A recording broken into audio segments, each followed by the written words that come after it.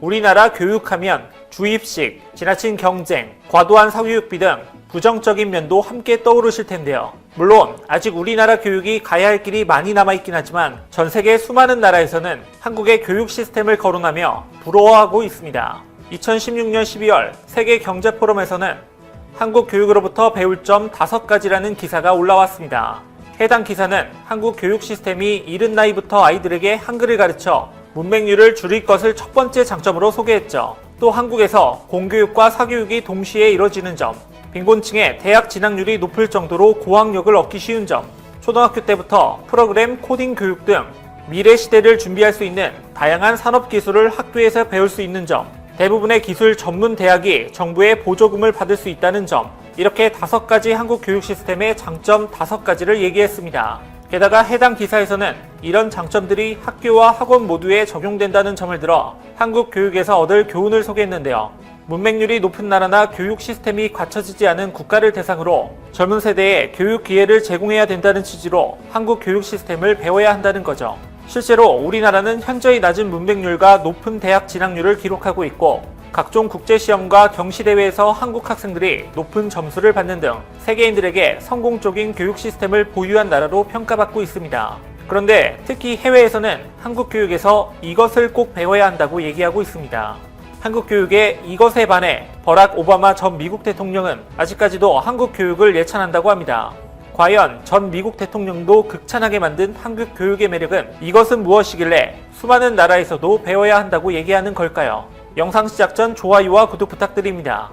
오바마 전 미국 대통령은 취임 첫 해인 2009년 이후부터 지금까지 기회가 있을 때마다 한국의 교육 시스템을 배워야 한다고 한국 교육에 대한 예찬론을 펼쳐왔습니다. 그리고 특히 한국의 높은 교육열을 미국도 얼른 배워야 한다고 얘기했는데요. 실제로 미국의 경우 고등학교 탈락자 비율이 선진국 가운데 가장 높을 정도로 학부모들도 자식들을 공부를 시키지 않고 학생들도 공부를 하지 않습니다. 그래서 경제협력개발기구에서 3년마다 실시하는 전 세계 학생들의 국제학업 성취도 평가에서 미국은 언제나 최하위를 맴돌고 있죠. 하지만 미국과 다르게 한국은 국제학업 성취도 평가에서 늘 최상위권을 유지하고 있습니다. 우리나라는 OECD 회원국 중 읽기 2위에서 7위, 수학 1위에서 4위, 과학 3위에서 5위로 높은 교육 성취도를 나타냈으며 전체 79개국 중에서도 읽기 6위에서 11위, 수학 5위에서 9위, 과학 6위에서 10위로 높은 순위를 기록했습니다. 오바마 전 대통령뿐만 아니라 전 세계 해외 언론에서도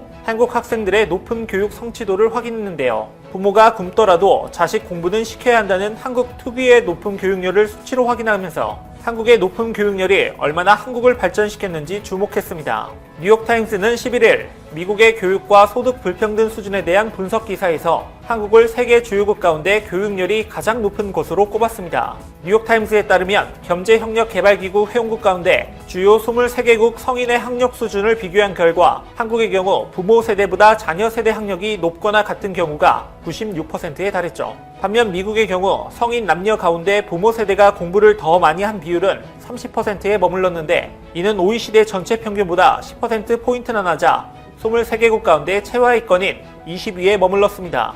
이런 미국의 암담한 교육 수준의 뉴욕타임스는 1970년대, 80년대 이후 미국에서 교육 격차가 커지면서 임금 격차도 확대되고 있다며 미국 사회의 이슈로 떠오른 소득 불평등을 막는 방법으로 한국처럼 교육 제도를 개혁시켜 교육 격차를 해소해야 한다고 얘기했습니다. 게다가 수많은 외국 학자들도 한국 교육 경쟁력의 비결에 대해 분석하고 있는데요. 한국은 교육열만큼이나 훌륭한 선생님들이 존재하기 때문에 한국이 교육 3대 강국이라 불린다고 평가하고 있죠. 과거 뉴욕타임스 칼럼에서도 오바마 전 대통령이 극찬한 한국의 교육 제도에 대해 설명하면서 한국의 선생님들은 미국과 달리 최상위 집단에서 교사로 임명되며 사회적으로 매우 존경받고 좋은 대우를 받는다고 한국을 부러워했습니다. 또한 뉴욕타임스뿐만 아니라 맥킨지 보고서에서도 한국 교사들을 OECD 국가 중 가장 우수한 교사 집단으로 소개했는데요. 교육 3대 강국인 싱가포르, 핀란드, 한국의 교사를 비교하면서 싱가포르는 상위 30% 인력풀에서 교사가 임용되고 핀란드는 상위 20%, 한국은 상위 5%의 인재들이 교단에 선다는 겁니다. 반면 미국의 초등급 교사의 47%는 대입 성적 하위 3분의 1에 속하기 때문에 한국 교육 시스템에서 가장 부러운 것은 한국의 높은 교육 수준을 만족시킬 수 있는 우수한 교사 집단이라고 말했죠. 사실 국내 교육대학과 사범대학의 높은 학생 수준은 우리나라뿐만 아니라 해외에서도 잘 알려져 있습니다. 높은 입시 성적을 거둔 학생들이 대학 졸업 후 수십 대 1의 경쟁률을 뚫고 교단에 서는 것이니 전 세계에서 인정할 수밖에 없을 정도로 높은 수준의 선생님들을 우리 대한민국이 보유하고 있다는 것이죠. 그리고 그 최고의 인재들이 미래 시대를 이끌어갈 우리 학생들을 가르치니까 수많은 나라에서 부럽다고 하는 겁니다. 심지어 한국의 한 기업은 언택트 시대에서도 우수한 교육 콘텐츠를 만들어 미국 테슬라 창업주인 일론 머스크도 관심을 갖게 만들어 화제를 낳고 있는데요. 머스크의 관심을 받는 한국의 기업은 바로 에듀테크 스타트업 에누마입니다. 에누마는 지난해 일론 머스크가 후원하는 $10,000,000 규모의 글로벌 러닝 에스프라이즈에서 공동 우승을 차지해 전 세계의 주목을 받았습니다. UN STI 포럼에서 우승작 중 하나로 선정되며 지속가능 발전 목표 달성을 위한 혁신 솔루션으로 주목을 받았습니다. 2012년 미국 실리콘밸리에서 시작한 에누마는 온라인 앱을 활용한 교육 서비스를 제공하고 있는데요. 어린이들의 호기심과 접근성을 높여 게임하듯이 스스로 답을 찾도록 유도하는 교육이 에누마의 특징이죠. 그리고 그 특징 덕분에 에누마는 전 세계적으로 폭발적인 반응을 얻고 있습니다. 창업 1년 뒤 출시한 토도 수학은 미국과 중국, 한국 등 전 세계에서 이용하고 있으며 연간 사용자는 200만 명에 달합니다. 게다가 토도 수학은 미국 1,300여 개 넘는 초등학교에서 교재로 쓰이고 있고 전 세계 150개국에서 8개 언어로 서비스 중입니다. 애플 앱스토어에서 누적 500만 다운로드를 기록해 교육 분야 베스트셀러로 등극한 만큼 큰 인기를 끌고 있죠. 이러한 전 세계적인 인기의 에누마는 이 기세를 몰아 올해 토도 영어도 내놨습니다. 최근에는 코로나19의 영향으로 온라인 교육이 확대되면서 더욱 인기를 끌고 있는데요. 에누마에 따르면 올해 매출은 지난해와 비교해 4배가량 성장했습니다. 온라인을 통한 유료 서비스 이용자도 급증했죠. 또한 에누마는 한국국제협력단과 협력해 교육 애플리케이션 키키스쿨의 영어와 스와힐리어 버전을 전 세계 개발도상국에 무료로 배포하기도 했는데요. 키키스쿨은 개발도상국 등 교육 기회가 적은 어린이들을 위한 종합교육 서비스로 기초 읽기, 쓰기, 수학 교육이 모두 가능한 애플리케이션입니다. 이 앱은 게임처럼 학습을 할 수 있는 방식을 적용해 정규 교육을 받기 어려운 아이들에게도 학습이 가능하도록 만들었죠. 현재 키키스쿨 앱은 전 세계 국제개발 NGO 등과 협력해 방글라데시 로힝야 난민 아동 및 탄자니아 학교 중퇴 아동 대안 교육 등에 활용되고 있습니다. 코이카는 코로나19로 인해 전 세계 110개국에서 무려 10억 6천만 명의 아동들이 등교 중단의 영향을 받고 있다고 분석하면서 키키스쿨은 그 문제를 해결할 충분한 대안이라고 극찬했습니다. 왜냐하면 키키스쿨은 태블릿 앱 설치만으로도 활용할 수 있어 인터넷 보급률이 낮은 개발도상국에서도 사용 가능하기 때문입니다. 에누마는 여기서 그치지 않고 정부의 신남방 정책 추진 지역인 인도네시아와 말레이시아 등에도 K-에듀 솔루션을 보급할 예정인데요. 이를 위해 싱가포르 헤드 파운데이션 및 말레이시아 구옥그룹과 투자 유치 및 사범시업 협약을 최근 마무리했습니다. 게다가 에누마는 해외뿐만 아니라 한국에서도 올해 하반기부터 다문화 가정 아이들을 위한 한국어 문해 학습 앱인 에누마 글방 시범 사업을 시작합니다. 이처럼 한국은 기존의 교육 시스템뿐만 아니라 에누마와 같은 에듀테크 기업들을 활용해 전 세계에 선한 영향력을 미치고 있습니다. 게다가 이제는 해외 시장의 국가별 특성을 반영한 맞춤형 에듀테크 상품 개발까지 준비하고 있어 한국 교육 콘텐츠 수출 경쟁력을 확보할 수 있을 것으로 수많은 전문가들이 예측하는데요. 여기에 한국은 미래 세계 교육을 선도할 수 있는 인공지능 교육과 하이터치 하이테크 교육까지도 대비하고 있습니다. AI 교육은 AI가 주도하는 4차 산업혁명 시대에 무엇을 배우고 어떻게 가르칠지를 근본적으로 변화시키는 교육으로 기초 지식 중심이었던 기존의 교육의 토대 위에 데이터 해독 능력과 기술 문해력, 인문학적 이해력 등을 포함하는 개념입니다. 하이터치 하이테크 교육은 AI를 지원하는 맞춤 학습 체계를 활용하는 교육으로 학생 개개인이 각기 다른 수준과 속도로 학습이 가능하고 교사는 AI의 도움으로 지식을 전달하는 부담을 여러분의 구독과 좋아요는 큰 힘이 됩니다. 지금 일본에서는 몇 달째 13만 마리의 애완동물이 살처분하게 생겼다 라는 뉴스가 계속 화제가 되고 있습니다. 고이즈미 신지로 환경상이 밀어붙이는 동물보호법 개정안의 수치 규제가 복잡하고 비현실적이기 때문입니다. 애완동물을 학대하는 악덕업자를 처벌하기 위한 규제가 도리어 13만 마리의 애완동물을 일시에 살처분해야 하는 상황이 되어버린 것입니다. 무식한 고이즈미가 부인의 입김에 생각 없이 설치고 있다는 여론까지 나올 정도입니다. 취지가 아무리 좋아도 생각 없이 탁상 행정을 하면 도리어 더 많은 피해와 폐해가 나타날 수 있다는 것은 당연한 일인데 고이즈미에게는 대화가 안 통한다는 것입니다. 쿨하고 뻔하게 또 섹시하게 환경 문제를 해결하는 쿨펀색좌 고이즈미는 그동안도 앞뒤 없는 발언과 대책으로 일본에서 유명합니다. 여러분, 감염만 되지 않으면 옮지 않습니다. 경기가 좋아지면 반드시 불경기에서 탈출할 수 있다. 바꾸기 위해선 변화가 필요하다 등의 발언으로 꾸준하게 관심을 모으고 있는 정치인입니다. 고이즈미는 환경상으로 있으면서 후쿠시마 원전 현장 방문 등에서의 발언 등 그동안도 말도 안 되는 대책을 많이 내놓았는데 이번에도 동물보호법 개정안으로 일본을 완전히 뒤집어 놓았습니다. 이번 동물보호법 개정안은 고이즈미 신지로 환경상과 그의 부인 다키가와 크리스텔의 합작품이라고 알려져 있습니다. 법률 취지는 애완견과 애완묘를 사육하고 판매하면서 열악한 환경에서 제대로 돌보지도 않는 악덕업자들을 처벌하는 것에 목적이 있습니다. 이렇게 원래 취지를 잘 살려서 어떻게 하면 동물 복지를 만들어 갈 것인가에 초점이 맞춰 있는 내용입니다. 문제는 수치 규제라고 불리는 개정안이 과연 현실적인가 하는 것입니다. 지난 8월에 만들어진 규제안을 일부 소개를 하면 생각보다 복잡하다는 것을 금방 알 수가 있습니다. 직원 1인당 최대 사육수는 사육업자는 사육용 개 15마리, 고양이 25마리, 애완동물 판매 가게는 직원 1인당 개 20마리, 고양이 30마리.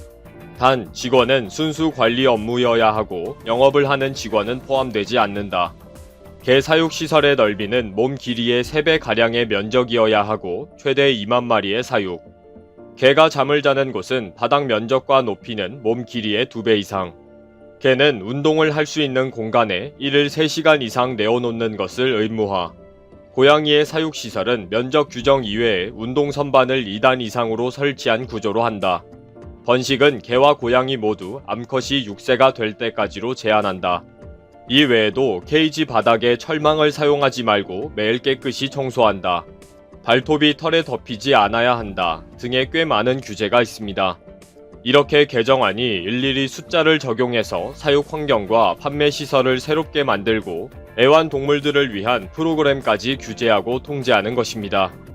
이러다 보니 일부 악덕 업체의 열악한 사육 및 판매 문제를 개선한다는 목적보다 더 나쁜 결과가 언급이 되었습니다. 이러한 수치 규제를 통과하지 못하는 업체들이 대규모로 개와 고양이를 처분해야 하는 상황이 예상된 것입니다. 그리고 현재 상황에서 이 수치 규정을 다 지키면 판매 가격의 급격한 상승은 불보듯 뻔하다는 것입니다. 사육단체와 판매업자들이 국회에서 모여서 연일 회의를 하면서 상당히 비현실적인 규제에 대해 계속 논의를 했습니다. 번식에 대한 규정도 큰 문제라고 판단해서 매일 모여서 회의한 것이 최대 개는 10번까지, 고양이는 18번까지 출산했다. 확 줄여야 한다. 출산은 평생 6번까지 제한하자. 짝짓기는 1세부터 6세까지로 정하자. 등의 토론이 격렬하게 있었습니다. 일본의 저명한 수의사들까지 불러서 첫 발정이 언제부터인가 라는 난상 토론이 있었다고 합니다. 환경부는 마이크로칩을 달아서 최대 6번까지로 제한할 수 있다 라고 의견을 내놓았다고 합니다. 또 사육 및 판매 시설의 규제도 너무 복잡하고 비현실적이어서 이 규정을 지키려면 어쩔 수 없이 많은 개와 고양이를 안락사시켜야 하는 상황이라는 것입니다. 단체들의 추정에 의하면 개정안이 시행되는 내년 6월까지 살처분해야 하는 개와 고양이는 전체 13만 마리 정도 되는 것으로 파악이 되었다는 것입니다. 이 숫자는 국회와 환경부에서도 파악하고는 있지만 그 문제는 업자들이 알아서 하라는 식입니다. 그리고 업자들은 시설을 갑자기 증설하고 새롭게 만들 여력도 없는 상황인데 무작정 밀어붙이느냐. 직원을 새로 뽑는다고 해도 그 많은 인원들을 어떻게 한꺼번에 채용할 수가 있는가 라고 질문하고 있습니다. 환경부는 그것은 모르겠다. 업자들이 알아서 해라 라고 했다고 합니다. 그냥 사업자들이 개와 고양이들에게 최고급 시설로 만들어주든지 아니면 사업을 접으라는 거죠. 최근까지 조정된 개정안도 비현실적이라는 의견이 계속 보도되고 있습니다. 한 가지 규정을 해결하면 또 새로운 규정이 만들어지는 상황이다 보니 현재는 국회의원 연맹의 규제 방안까지 나와서 온통 뒤죽박죽 되어 있는 상황입니다. 의원 연맹은 강아지가 깨어있는 시간의 50% 이상은 자유롭게 운동할 수 있도록 해줘야 한다를 추가했습니다. 환경부에 1일 3시간 이내 운동을 시켜야 한다 라는 규정이 너무 무리라고 판단하고 새로 만든 규정인 거죠. 수치 규제를 자꾸 늘리면 늘릴수록 그 수치는 누가 확인하고 처벌하는가 하는 문제가 계속 발생하는데도 또 숫자를 늘린 것입니다. 언론에서는 취지는 좋지만 수치 규제의 문제점이 계속 드러나고 있기 때문에 좀 더 진지한 고민이 필요하다고 지적하고 있습니다. 시설을 새롭게 만드는 것도 어렵고 새롭게 직원을 채용하는 것도 쉬운 일이 아니라는 것입니다. 더 큰 문제는 일일이 수치를 정해놓으면 어쩔 수 없이 애완동물을 일시에 처분해야 한다는 것과 애완동물이 성장할 때마다 적당한 케이지로 계속 이동시켜야 한다는 것입니다. 그리고 불법 여부를 어떻게 감시하고 적발하는지도 쉬운 일이 아닙니다. 그런데 아무리 언론에서 문제를 제기해도 고이즈미는 눈 하나 깜짝하지 않고 밀어붙이기만 한다는 것입니다. 그래서 언론에서는 부인인 다키가와 크리스텔의 입장이 완강하기 때문에 눈치를 보는 것이 아닌가 라고 하는 것입니다. 다키가와 크리스텔은 동물보호단체의 대표입니다. 그러다 보니 애완동물 산업단체들은 부인의 입김에 휘둘리는 무식한 고이즈미라고 비난하고 있는 것입니다. 그동안 애완동물 단체와 일부 동물보호단체까지 나서서 고이즈미에게 수없이 진정서를 보내면서 현실적인 방법을 찾아야 한다 라고 요청했지만 철저히 무시당했다는 것입니다. 결국 이들은 고이즈미는 아무 생각도 없고 부인인 다키가와의 눈치를 보고 있기 때문이라고 비난하게 된 것입니다. 아나운서로 이미 일본에서 유명 인사였던 다키가와 크리스텔은 최근 고이즈미와 결혼하면서 환경 정책에 깊이 관여를 하고 있는 것으로 알려져 있습니다. 지난 8월 고이즈미 신지로 환경상은 다키가와 크리스텔 아나운서와의 결혼을 발표했습니다. 지난 1월에는 자녀를 출산해서 강요 최초로 3개월간의 육아 휴가를 한다고 해서 또 화제가 되었습니다. 또 지난 1월에는 2015년 유부녀와의 미래가 주간 문춘의 스캔들로 대서특필되기도 했습니다. 고이즈미는 1만엔 호텔 숙박료를 정치 자금으로 결제하는 어리버리한 행동을 해서 비웃음을 받기도 했습니다. 이렇게 모자란 고이즈미의 고집이 일본의 애완동물에게 어떤 결과를 가지고 올 것인지 궁금해집니다.